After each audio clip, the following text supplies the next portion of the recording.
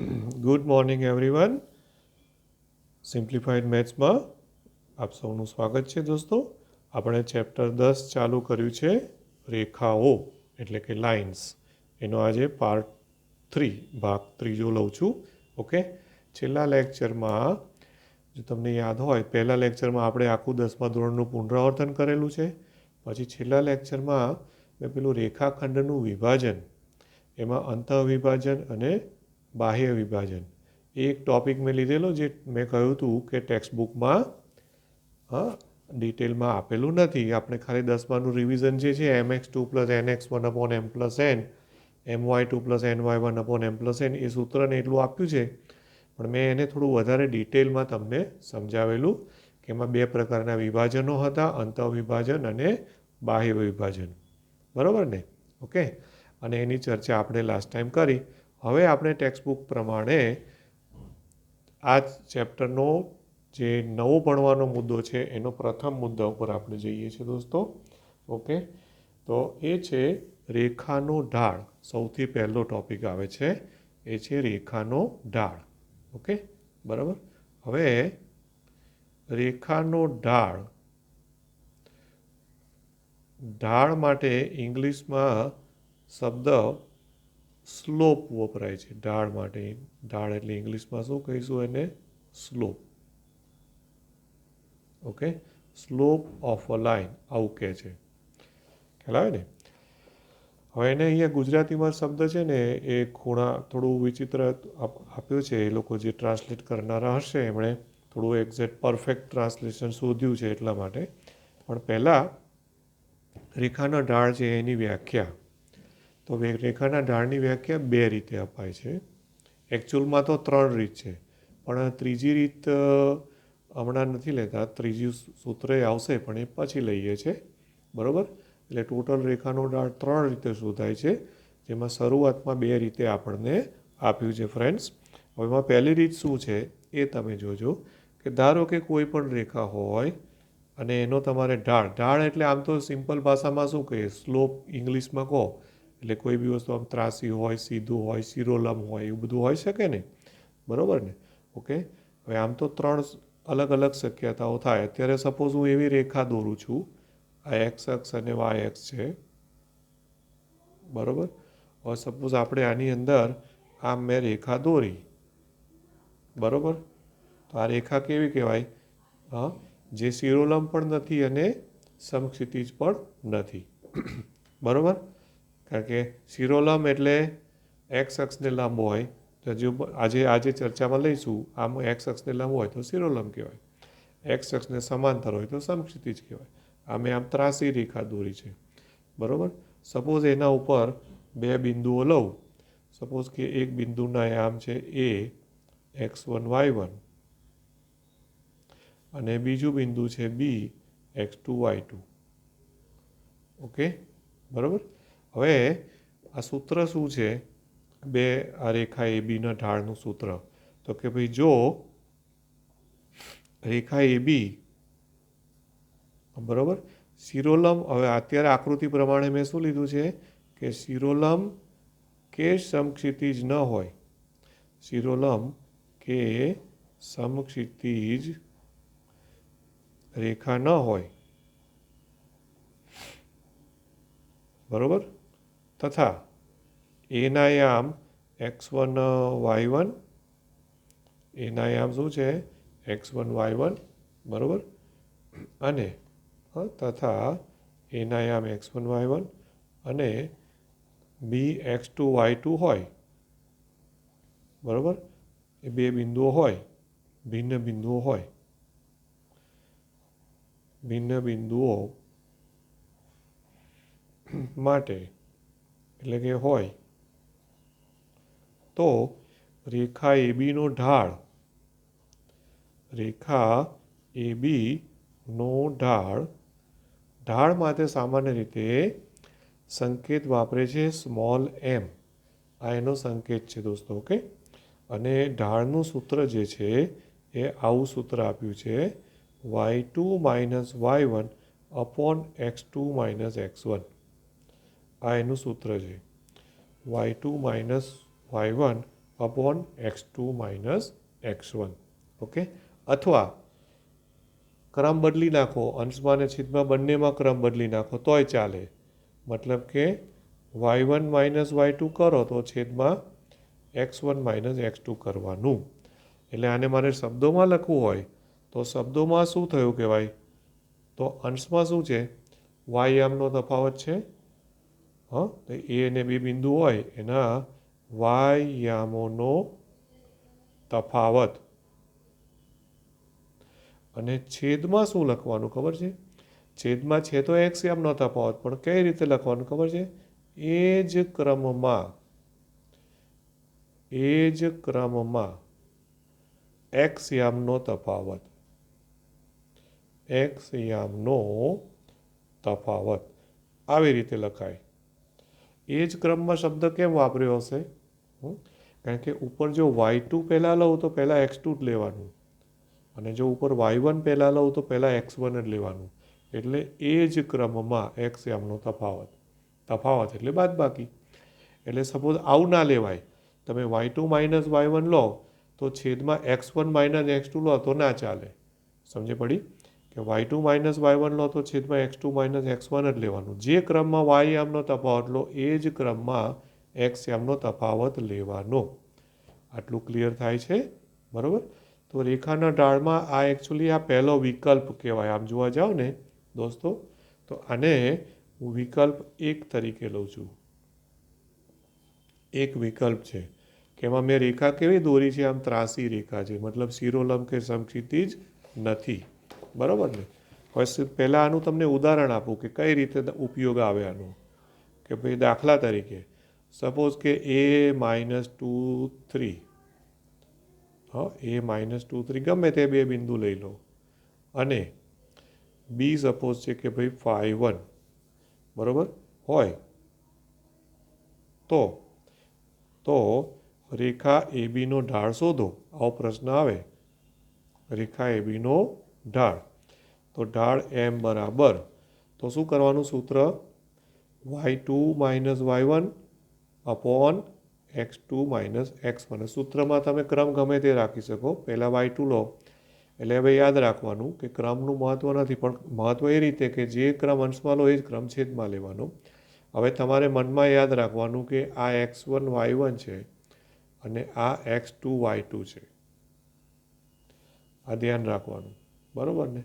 एटले सपोज के मैं सूत्र लीधुं छे y2 माइनस y1, तो y2 केटला छे? 1 छे, एटले के 1 अने y1 केटला छे? 3 छे।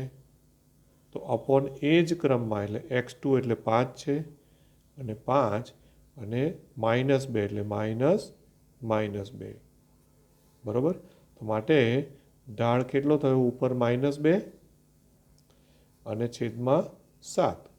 तो आ थयो तमारो ढाळनो जवाब कि भाई आ जे पण रेखा हशे ए रेखानो ढाळ केटलो छे? -2/7 छे।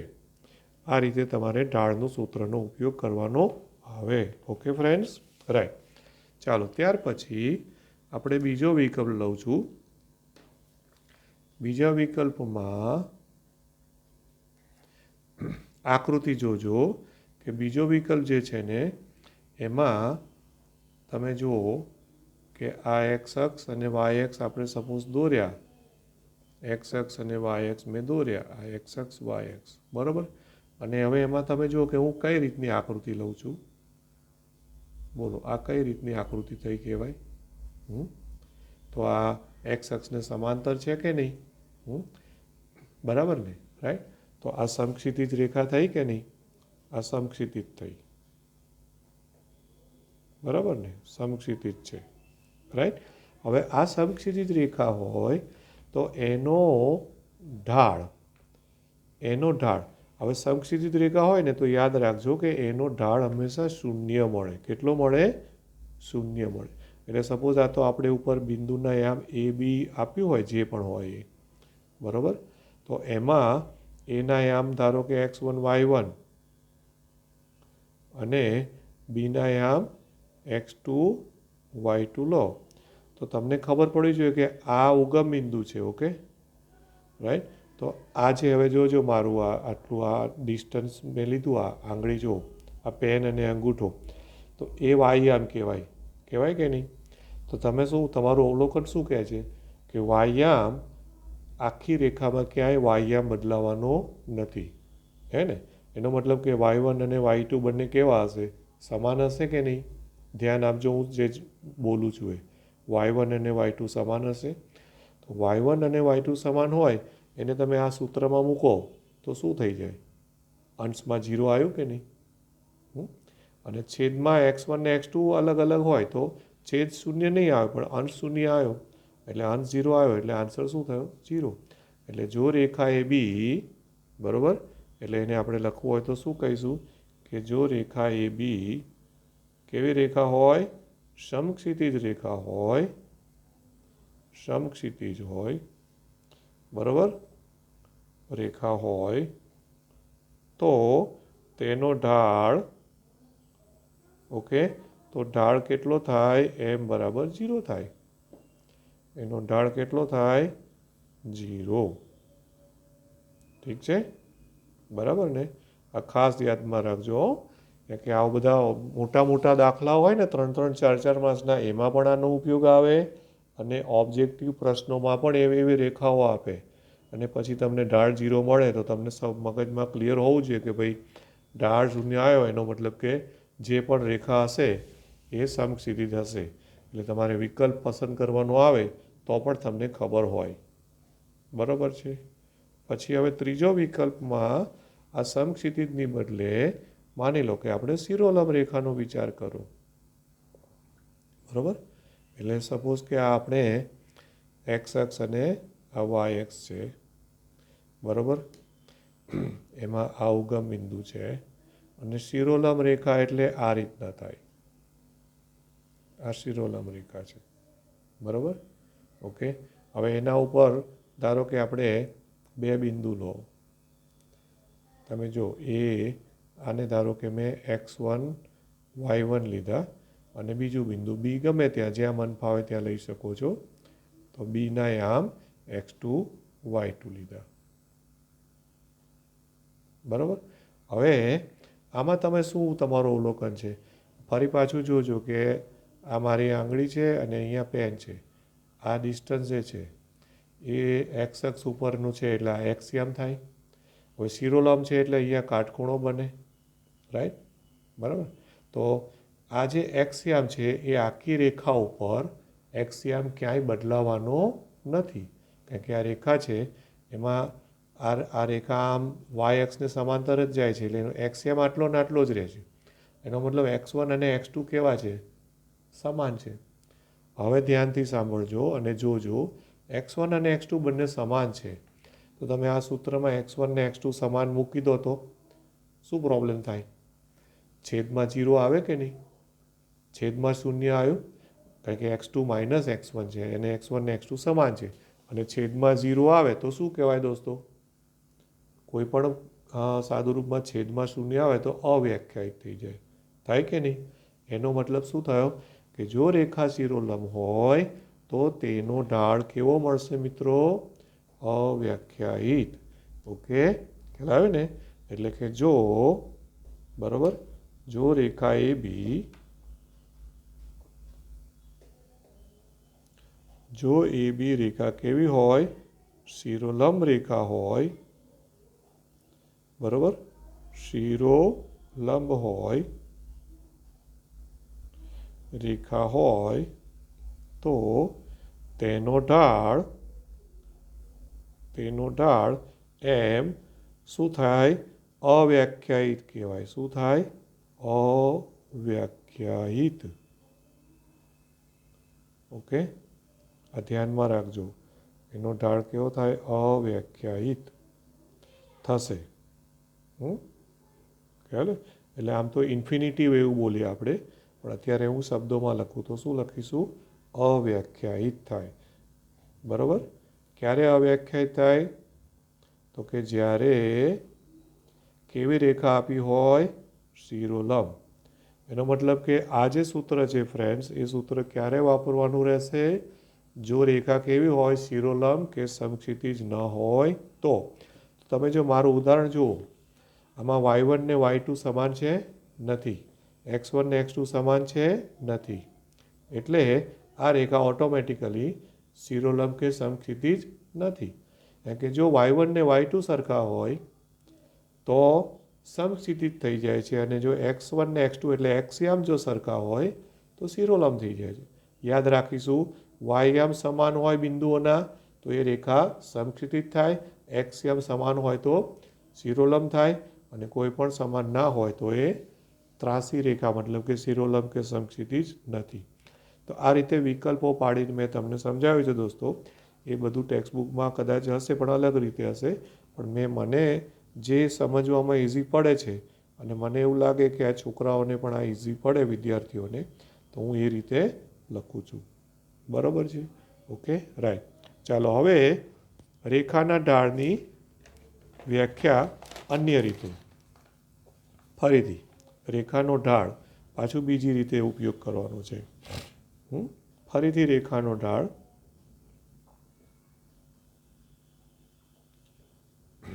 રેખાનો ઢાળ ફરી પાછો ટોપિક આવે, પણ એની બીજી વ્યાખ્યા છે. બરાબર? ભૌમિતિક રીતે. આ ભૌમિતિક રીતે કહેવાય છે એકચ્યુઅલી. ભૌમિતિક એટલે કંઈક એમાં જ્યોમેટ્રીનો ઉપયોગ આવતો હશે. ભૌમિતિક અર્થઘટન કહો કે ભૌમિતિક રીતે. ઓકે, ભૌમિતિક અર્થઘટન. હવે જોજો કે પહેલાં હું એને આકૃતિથી બતાવું કે આપણે આમાં શિરોલંબ કે સમસ્થિતિ ના હોય ને એવી રેખાની જ પહેલાં વાત કરીશું. બરાબર છે? કે માની લો કે રેખા શિરોલંબ કે સમક્ષિતિજ નથી. ઓકે, બરાબર છે? હવે શિરોલંબ કે સમક્ષિતિજ નથી એનો મતલબ કે મારે રેખા હોય એને આ રીતે આમ ત્રાસી દોરવી પડે. હવે અત્યારે હું છે ને હેતુપૂર્વક રેખા એવી દોરું છું જે આ એક્સ અક્ષને છેદતી બતાવું છું. ત્રાસી હોય એટલે છેદે તો ખરી જ, પણ આપણે અત્યારે એને છેદતી હોય એ રીતે બતાવીએ છીએ. બરાબર છે? ઓકે, હવે ભૌમિતિક અર્થઘટન શું છે એ સાંભળજો ખાસ. કે આ જે રેખા છે, સપોઝ એ રેખાને હું ટેક્સ્ટબુક પ્રમાણે એલ નામ આપું. ખ્યાલ આવ્યો? હવે જે હું લખું છું એ સાંભળજો અને જોજો કે ધારો કે રેખા એલ, એટલે કે જો રેખા એલ એ, હવે ધ્યાનથી સાંભળજો, એક્સ અક્ષની ધન દિશા સાથે, એટલે એને એકચ્યુઅલી બીજી રીતે કેવું હોય, એક્સ અક્ષની, પછી હમણાં આકૃતિમાં બતાવું, એક્સ અક્ષની ધન દિશા સાથે એટલે બીજી રીતે કેવું હોય તો ઘડિયાળના કાંટાની વિરુદ્ધ દિશામાં, એન્ટી ક્લોકવાઇઝ. ઓકે, બરાબર? તો ઘડિયાળના કાંટાની વિરુદ્ધ દિશામાં. ઓકે, તો જો રેખા એલ એ એક્સ અક્ષની ધન દિશા સાથે કયો ખૂણો બનાવે ખબર છે? થીટા. ખૂણો કયો લઈશું આપણે? થીટા. ઓકે, થીટા ખૂણો બનાવે. થીટા, હમણાં આકૃતિમાં બતાવું છું, ચિંતા ના કરશું. થીટા ખૂણો બનાવે તો, એટલે હવે આ એક્સ અક્ષ છે. હવે તમને ખબર છે કે ઘડિયાળ આમ ચાલે, આ ઘડિયાળની દિશા છે, એટલે આ ઘડિયાળના કાંટાની વિરુદ્ધ દિશાની વાત કરે છે. ત્રિકોણમિતિ યાદ કરજો. ત્રિકોણમિતિમાં આપણે ભણી ગયા છે એન્ટી ક્લોકવાઇઝ. તો એને ધન દિશા કહેવાય. યાદ છે ને? એકમ વર્તુળમાં ધન દિશા આ રીતે ચાલે. ઓકે, તો એક્સ અક્ષની ધન દિશા સાથે એટલે તમારે શું કરવાનું ફ્રેન્ડ્સ, કે અહીંયા આ એક્સ અક્ષ છે ત્યાંથી જો હું આમ ડાયરેક્શનમાં એરો મારું છું તો એરો છે એ દિશા બતાવે છે. કઈ દિશા બતાવી મેં? ધન દિશા બતાવી કે નહીં? ઓકે, અને એ કયો ખૂણો છે? થીટા. કયો ખૂણો છે ફ્રેન્ડ્સ? થીટા. ક્લિયર થાય છે? બરાબર? તો આ થીટા ખૂણો છે, રાઈટ? એને એ લોકોએ શબ્દ એવો આપ્યો છે ખૂણાના માટે, થીટા ખૂણો. હવે ખૂણા માટે ટેક્સ્ટબુકમાં થોડો ઓકવર્ડ શબ્દ આપ્યો છે, પણ હવે આપ્યો છે તો કદાચ પેપરમાં બી એ રીતે આવે. તો થીટા ખૂણો છે એને આવો શબ્દ આપ્યો છે, એને ઝોક કહે છે, ઝોક. ખૂણા માટે કયો શબ્દ વાપરે છે કે રેખા એલ એ થીટા ખૂણો બનાવે. તમે જો ચોપડીમાં જોશો ને તો થીટા એ રેખા એલનો ઝોક કહેવાય છે, આવું લખેલું છે, પેજ નંબર 199 ઉપર છે. એટલે ખૂણા માટે કયો શબ્દ વાપરે છે? ઝોક. બરાબર. હવે અત્યારે બહુ એમાં આપણે નથી જતા, આપણે ખૂણો શબ્દ જ પકડી રાખીએ, વધારે સારું છે. તો જો થીટા ખૂણો બનાવે તો ઘડિયાળના કાંટાની વિરુદ્ધ દિશામાં થીટા ખૂણો બનાવે તો આ જે રેખા એલ છે એ રેખા એલનો ઢાળ, તો રેખા એલ નો ઢાળ, ઢાળ એટલે હંમેશા શું લેવાનું? એમ. બરાબર, સંકેત એમ જ લેવાનો. અને એનું સૂત્ર એટલે કે આપ્યું છે આ છે વ્યાખ્યા, એમ બરાબર કેટલા લેવાના ફ્રેન્ડ્સ? Ten theta. આ બહુ જ અગત્યનું સૂત્ર છે, એટલું બધું કામ લાગશે ને આગળ જતાં, વેરી ઇમ્પોર્ટન્ટ છે, યાદ રાખજો. આ ટેન થીટાનો ઉપયોગ ઢગલાબંધ ઉપયોગ આવશે. અને બીજું ત્યાં એ યાદ રાખીશું આપણે કે જ્યાં આ જે થીટા છે ને એ 0 થી 180માં જ હોય. બરાબર છે. 180 અથવા તો શું લખાય? પાઈ બી લખાય, રેડિયનમાં લખો તો 180 અંશ છે. એટલે બીજી રીતે લખવું હોય તો 0 <= થીટા <= 180, અને 180 અથવા તો 0 <= થીટા <= પાઈ. બરાબર, બેમાંથી ગમે તે રીતે લખાય. 180 લખો તો અંશ લખવાનું ભૂલાય નહીં. બરાબર છે, અથવા પાઈ રેડિયનમાં. ઓકે. હવે આ કેવી રીતના આવ્યું હશે એ પણ એ લોકોએ એકચ્યુઅલી સમજાવ્યું તો છે ટેક્સ્ટબુકમાં. અને ટેન થીટા એ તમે ત્રિકોણમિતિમાં યાદ કરો ને ફ્રેન્ડ્સ, તો ત્રિકોણમિતિમાં ખબર છે કે કાટકોણ ત્રિકોણ હોય તો ટેન થીટા એટલે સામેની બાજુ ભાગ્યા પાસેની બાજુ થાય કે નહીં? સામેની બાજુ ભાગ્યા પાસેની બાજુ થાય. તો અહીં આપણે એવું કરીએ છીએ ફ્રેન્ડ્સ કે આમાં છે ને ધ્યાન આપજો તમે કે એક કાટકોણ ત્રિકોણ, તમે ફિઝિક્સના પ્રેક્ટિકલ એકચ્યુઅલી આ વખતે તમારે થયા નથી. બાકી જો તમે પ્રેક્ટિકલ્સ કર્યા હોત ને તો પ્રેક્ટિકલમાં આ બધી આકૃતિ આવે, ઢાળ દોરવાનો આવે, બરાબર છે, શોધવાનું આવે. ત્યાં આવી રીતે કાટકોણ ત્રિકોણ દોરીને ઢાળ શોધશે. હવે ધ્યાન આપજો, હું કઈ રીતે ઢાળ શોધી રહ્યો છું. કે માની લો કે આ બિંદુ એ છે અને આ બિંદુ બી છે. બરાબર, તમે કંઈ પણ લઈ શકો, પણ આપણે એ ને બી નામ આપો. તો સપોઝ એના આમ છે x1 y1, અને આ બિંદુ બી છે તો બીને તમે લઈ લો x2 y2. બરાબર ને? ઓકે.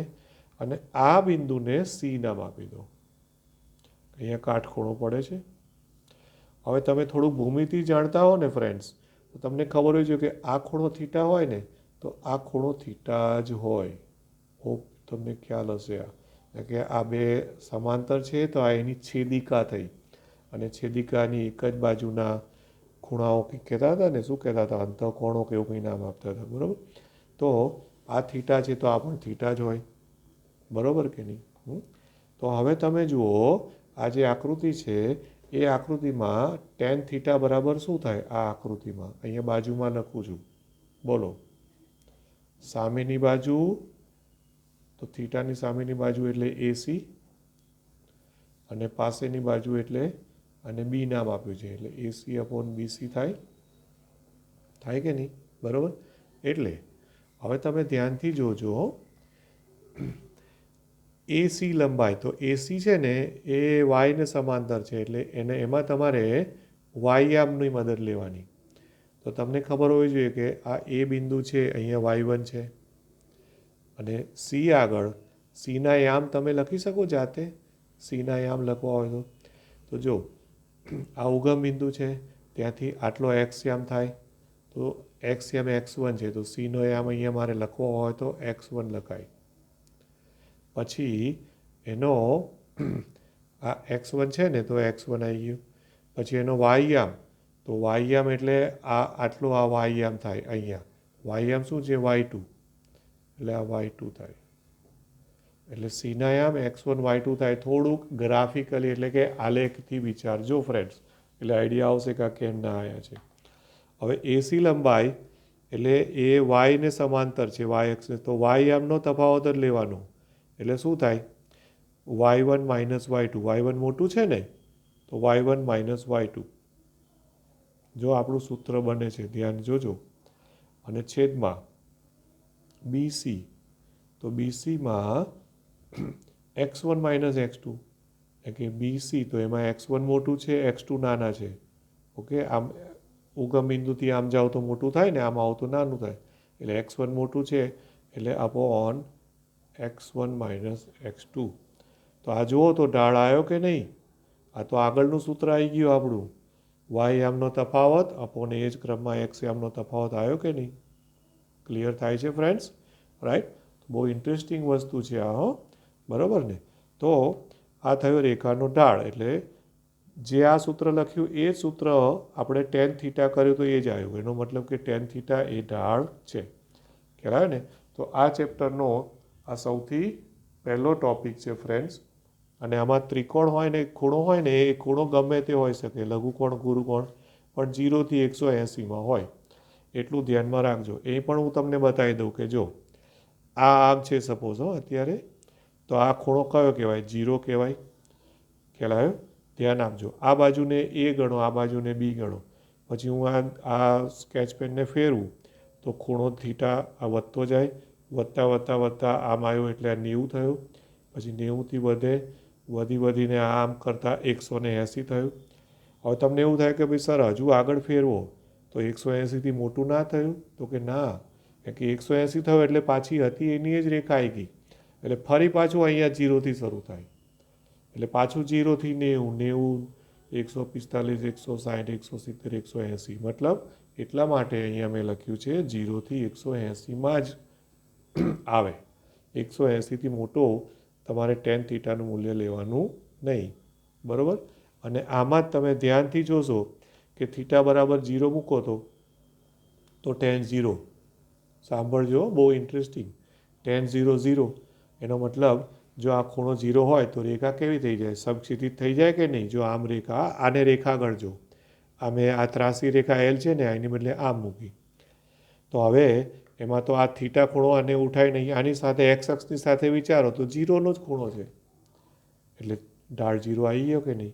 અને રેખા ધારો કે આમ છે તો કયો ખૂણો થયો એક્સ અક્ષ સાથે? 90. આમાં થીટા 90 મૂકો તો ટેન 90. 10મા ધોરણમાં યાદ છે ટેન 90નું મૂલ્ય શું થાય? અવ્યાખ્યાયિત. યાદ હોવું જોઈએ. ટેન 90નું મૂલ્ય મળતું નથી. એને તમે 10th સ્ટાન્ડર્ડમાં પણ શું કહેતા હતા ફ્રેન્ડ્સ? અવ્યાખ્યાયિત કહેતા હતા. બરાબર કે નહીં? ઓકે, એટલે ઓટોમેટિક પેલું આગળના વિકલ્પો હતા ને બધું આમાં આવી ગયું. ખ્યાલ આવે ને? રાઈટ? તો આજે આપણે આટલું રાખીએ છીએ દોસ્તો, આ એક જ ટોપિક, રેખાનો ઢાળ. અને ત્યાર પછી એની આગળ બીજી જે થિયરીઓ છે એ થિયરીઓ પૂરી કરીશું નેક્સ્ટ લેક્ચરમાં. અને પછી પહેલું સ્વાધ્યાય 10.1 શરૂ થશે. ત્યાં સુધી thank you very much. Good bye. Have a nice day.